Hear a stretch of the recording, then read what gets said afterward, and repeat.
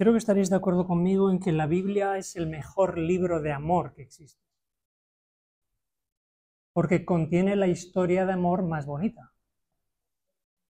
Hay muchos personajes en la Biblia y generalmente la historia que nosotros cogemos de la Biblia, la gran historia de amor, es cómo Dios nos amó a nosotros y cómo se encarnó en su Hijo para poder rescatarnos. Lo que a veces nosotros no nos damos cuenta es que en la misma medida que Dios nos ha amado a nosotros no nos podemos quedar de brazos cruzados pensando que solo vamos a recibir amor. Y la palabra de Dios está llena de personajes que amaron a Dios. Curiosamente, hay solo un personaje en la Biblia, solo uno, del que se dice que amó mucho a Dios. Solo hay, repito, un solo personaje en toda la Biblia entera, del que se dice amó mucho a Dios. Me imagino que tenéis que tener ya vuestro personaje ahí escrito. Vale, vamos a ver. ¿El hermano? Job. ¿También Job? Sí. Vale. ¿Juan? ¿Juan apóstol o Juan Bautista? ¿Apóstol? ¿Daniel? O sea, estamos entre David y entre Job. No hay muchos de los que se dice que amó mucho. Solo hay uno. Para mí fue una sorpresa y por eso lo estoy compartiendo con vosotros, porque cuando yo hace un par de meses descubro, amó mucho a Dios, desde hace 2 meses que me puse a buscar a ver si había otros personajes bíblicos que amaron a Dios, no lo hay. Solo hay uno. No, ya habéis respondido. Bueno, como os decía, hace apenas 2 meses que llevo estudiando este personaje, del que se dice que amó mucho a Dios que incluye a Jesús.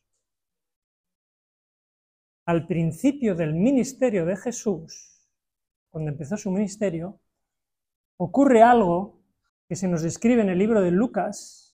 En el capítulo 6 se habla de que Jesús escoge sus 12 discípulos, capítulo 6, y en el capítulo 7 se describe a esta persona que amó mucho. Y esa persona no era un hombre, era una mujer. En el capítulo 7 de Lucas se describe el escándalo que creó María. Se supone que es María Magdalena, porque el texto no dice que lo fuera, ¿vale? El texto no lo dice, pero intuimos que puede ser María Magdalena. Pero es muy, muy interesante que en ese texto de Lucas 7, 36, 50, se nos describe un escenario que choca completamente con la cultura, con las tradiciones y con la mentalidad que tenían los israelitas. Y tenemos una mujer de la que se dice que era pecadora, que aparece en una fiesta que un fariseo había hecho a Jesús para invitarle a comer. O sea, Jesús invita a un fariseo a comer, y no sé si sabéis cuál es la costumbre de la época, pero uno solo iba a una fiesta cuando le invitaban. Y tenemos aquí una mujer que no le han invitado a la fiesta, que se desata el pelo, cosa que hacían las prostitutas para llamar la atención, en medio de la fiesta. Y se nos describe cómo este comportamiento de esta mujer, que incluso entra en la fiesta sin permiso, con el pelo suelto, y toca a Jesús. Algo que estaba en contra de las normas éticas del momento. Porque una mujer solo podía tocar o a su marido o a un familiar. Cuando esta mujer entra a esa comida, y claro, no solo toca los pies, si uno lee el texto dice, lloró sobre sus pies, secó con su cabello, lo besó y los unge con perfume, concretamente de nardo, que era un perfume especial que las mujeres guardaban para cuando se casaban. Ni una sola palabra por parte de esta mujer y ni una sola palabra por parte de Jesús. Y quien habla es Simón, que era fariseo, y piensa, este hombre a quien yo he invitado se está dejando tocar por una mujer de mala fama y como no se da cuenta que es una pecadora, no es profeta. Este hombre no puede ser profeta. porque no entiende lo que está pasando. Simón fue un mal pensado. Simón pensó mal de Jesús. Lo interesante de toda esta escena que está en Lucas 7 es que todos, sin excepción, vieron a esta mujer con malos ojos. Todos pensaron mal de ella, excepto Jesús, lo cual nos debe dar una primera lección, que es no juzgar las apariencias. Lo interesante de la actitud de Jesús, podía haberle dicho a esa mujer que parecía una prostituta, no me toques, porque toda esta gente que está comiendo aquí va a pensar que tengo algo contigo. Que era lo que ocurría con una prostituta cuando tocaba a un hombre. Pero Jesús guarda silencio y aguanta la mala impresión que se están llevando todos los que están en la fiesta, por no juzgarla. Y esta es una lección que tenemos que aprender cada uno de nosotros. A veces, para hacer lo correcto, uno tiene que quedar mal. Y si nos preocupa tanto nuestra autoestima o nuestro nombre y no queremos nunca quedar mal, vamos a quedar mal. A los ojos de Dios vamos a quedar mal. El problema es cuando nos preocupa más qué piensan los demás de mí que qué piensa Dios de mí. Pero cuando uno está conectado con Dios, le importa poco realmente qué es lo que piensan los demás. Si tenemos, como dice el Evangelio, una nube de testigos en el cielo que están observando nuestras vidas, ¿de qué me tengo que preocupar si todos los que estáis aquí hoy llegaréis a pensar mal de lo que yo estoy diciendo? De nada, absolutamente. Así que Jesús mantuvo su lugar y el verdadero amor de Jesús no está calculando a ver lo bien que va a quedar. El amor de Cristo y el amor de Dios trasciende la apariencia, la circunstancia y trasciende absolutamente todo.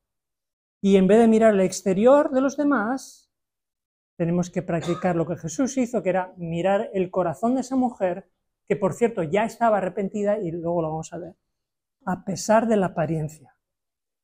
Y lo que Jesús dice, en el versículo 47, dice que esta mujer tuvo mucho amor. Y ahora yo os quiero hacer pensar. Jesús describe esta aproximación como mucho amor cuando le toca los pies, llora en sus pies, le seca los pies y no hay palabras. Y ahora yo os pregunto, ¿cómo yo como cristiano o como queráis, cómo yo puedo demostrar amor sin hablar? Porque es muy fácil hablar y decir te quiero, pero la única vez en toda la palabra de Dios que se habla de mucho amor, una mujer toma acción y no dice una sola palabra. Y a veces los cristianos hablamos mucho, y sermoneamos mucho, y predicamos mucho, y hablamos, y hablamos, y hablamos, pero el mucho amor, según este texto, tiene que ver con las acciones, no con las palabras. Que un hermano me diga a mí, te quiero mucho, te amo mucho, para mí no tiene mucho valor. Otro caso será si yo un día me pongo enfermo y este hermano quiere venir a verme y estar conmigo, eso es lo que a mí me demuestra amor, bíblicamente hablando. Eso es realmente mucho amor. Y mucho amor es curioso que cuando, por ejemplo, Salomón, que edificó un gigantesco templo, no se dijo de él, Salomón tuvo mucho amor por Dios. Tampoco se dijo de Pedro cuando predicó su gran discurso, el Pentecostés, Pedro es un gran predicador y tiene mucho amor por Dios. Ni incluso se dijo por Esteban cuando lo estaban apedreando. Podía haberse dicho. Se dice por una mujer de mala reputación, con un corazón humilde y arrepentido. Y es entonces, en todo ese contexto, que Jesús dice esas palabras que también escandalizaron, que le dice, tus pecados han sido perdonados. El que no ha entendido cuánto se le ha perdonado a uno, no puede amar mucho. Solo ama mucho el que ha entendido que se le ha perdonado mucho, según el relato este. O sea que el amor de Dios es directamente proporcional a que entendamos cuánto se nos ha perdonado a nosotros. Por eso los grandes pecadores que han tenido una vida muy, muy oscura en el pasado y que realmente han entendido lo que es el Evangelio y cuánto Dios les ha perdonado, son los que luego van a perdonar, van a sentir el amor de Dios más que uno que no haya sido muy perdonado, como ocurrió en este caso con Simón. Entonces, como estamos viendo, El arrepentimiento es un equivalente de amar a quien me ha perdonado. Dicho de otra forma, el verdadero arrepentimiento produce humildad. Y el orgullo es la evidencia de que no ha habido arrepentimiento. Una persona que sigue siendo orgullosa no ha entendido todavía lo que es el arrepentimiento, porque el arrepentimiento verdadero a uno lo hace más humilde. Y el mejor ejemplo de amor es el ejemplo de humildad. Hay una cita que dice: el verdadero arrepentimiento te lleva a tratar con respeto a la persona contra la cual has pecado. Y le dice Jesús: tu fe te ha salvado, vete en paz. La fe en creer que Jesús la había perdonado es lo que hace que esta mujer reciba la paz de Jesús. Todo esto ocurrió al principio del ministerio de Jesús. Justo después de elegirse los 12 discípulos, aparece esta escena de Lucas 7. Curiosamente, cuando uno sigue estudiando, se da cuenta que al final del ministerio de Jesús, Jesús va a ser otra vez ungido. Jesús fue ungido al principio para poner en marcha su ministerio y justo antes de morir. La misma semana que Jesús va a morir, hubo otra reunión donde otra María, llamada María de Betania, unge a Jesús en la cabeza y en los pies. En Mateo 26 y en Juan 12, por ejemplo. Es interesante que en este caso se dice que María de Betania tenía un vaso de alabastro de gran precio y se dice que eran 300 denarios. 300, no sé si sabíais que un denario era el sueldo de un día. 300 denarios al coste de hoy, estamos hablando de unos 31.000 euros, el coste de un frasco de perfume.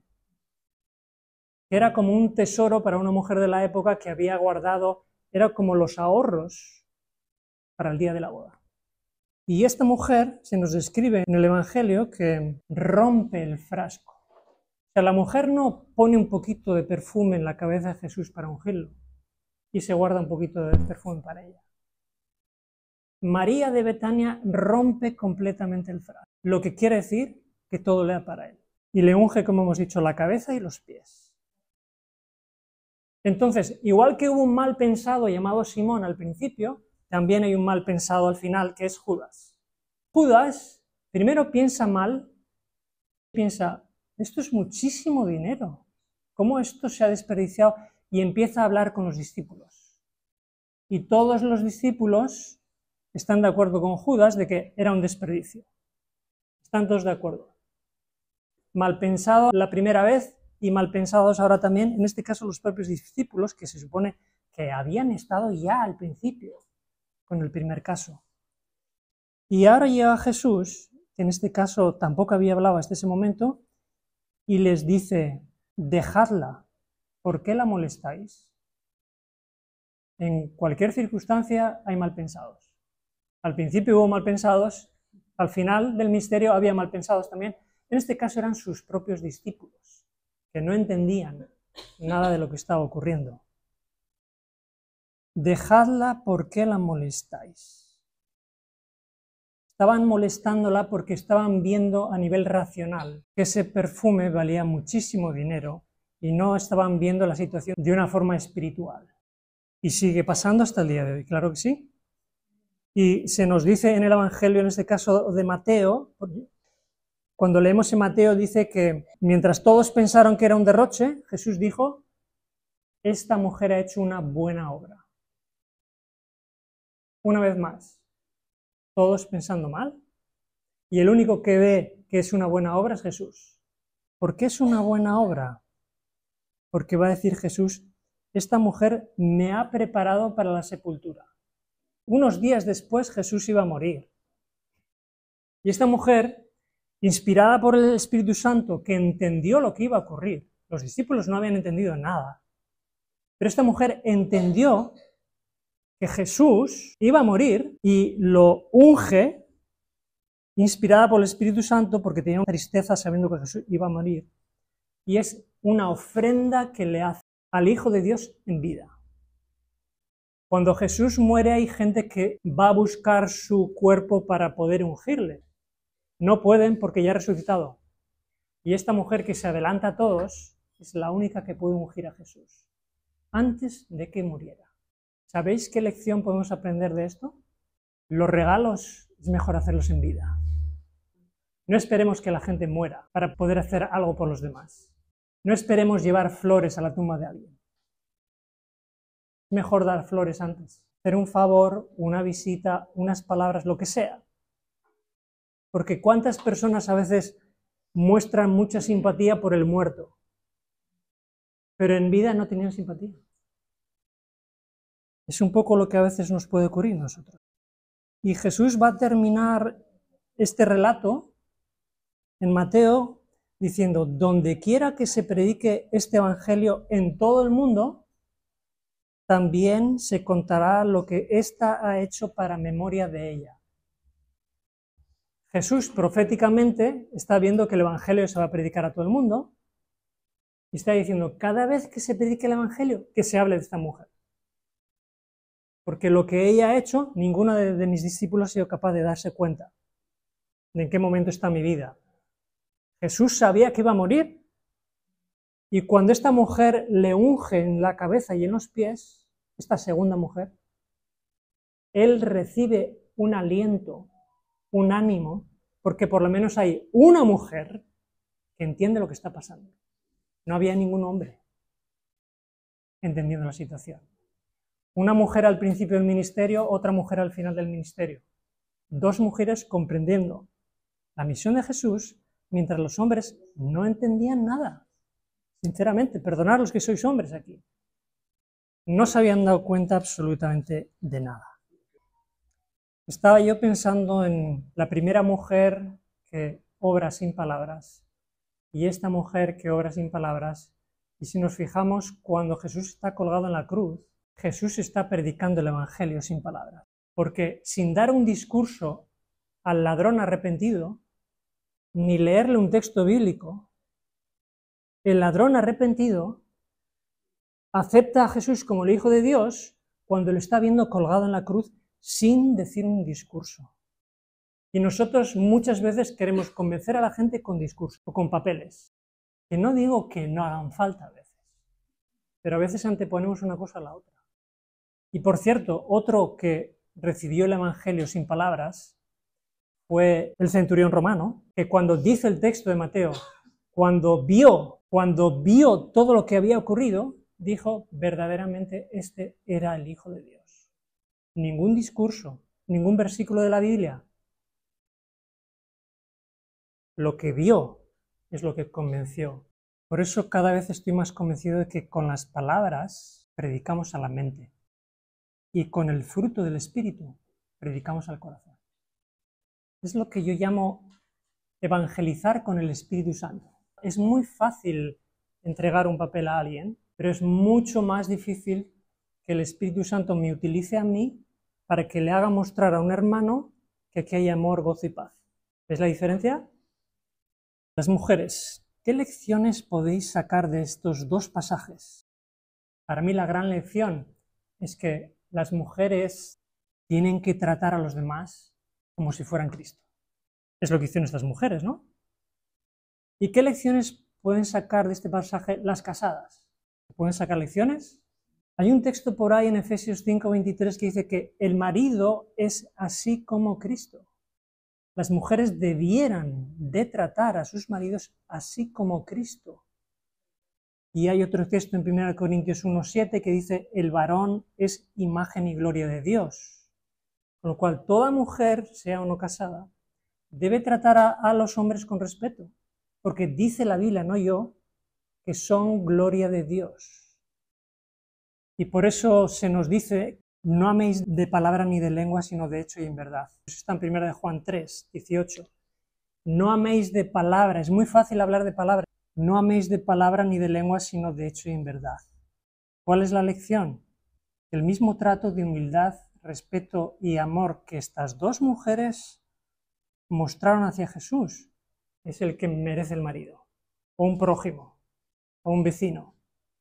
Y ahora los hombres. ¿Qué lecciones sacan aquí los hombres? ¿Qué lecciones sacamos de Simón y de Judas?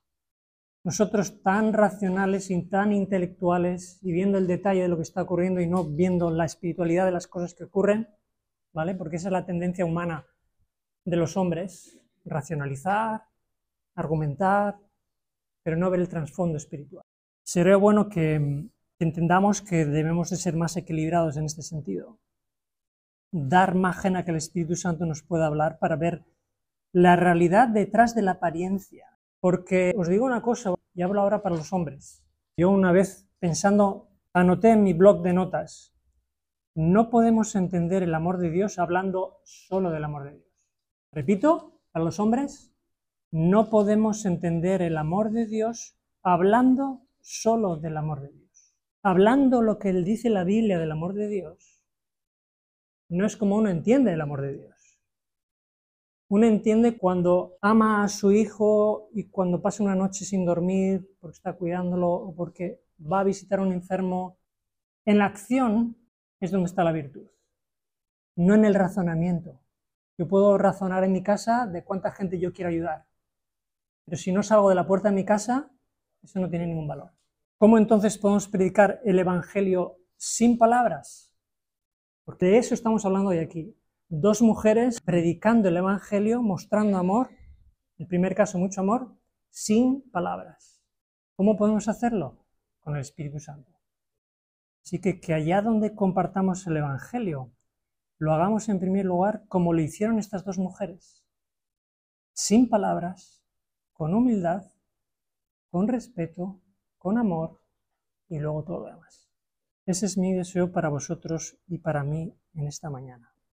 Te damos gracias, Señor, porque tú has dejado en el Evangelio luz, tú has dejado en el Evangelio, Señor, la inspiración de tu Espíritu Santo a través de las personas que vivieron en aquella época y has dejado, Señor, narrado, escrito, cómo estas dos mujeres amaron a tu Hijo, Jesucristo, sin palabras, y cómo eso es un ejemplo también para nosotros, para poder servir a los demás y poder ayudar a aquellas personas que aún no te conocen, para que vean en nosotros algo de parecido con respecto al comportamiento de cristianos y cristianas de la época pasada, que estaban inspiradas por tu Espíritu y que dejaron un ejemplo para nosotros y siempre para tu gloria, Señor. Que eso sea una realidad en nosotros, en este lugar, en esta congregación que tenemos aquí, para que podamos también servir de ayuda a todos los que nos rodean en este barrio y podamos llevar luz al mundo que está lleno de tinieblas. En el nombre de Jesús te lo pido. Amén.